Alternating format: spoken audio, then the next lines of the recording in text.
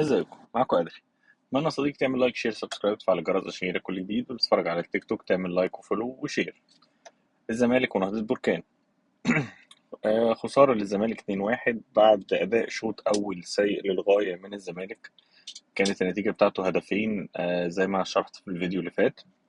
الفكرة كلها الزمالك لما نزل الشوط التاني، أول 5 دقايق أو 10 دقايق الزمالك كان عامل ضغط مكثف جدا على نهضة بركان، وكان النتيجة بتاعته عرضية من زيزو لسيف الدين الجزيري اللي جاب بيها الهدف الأول.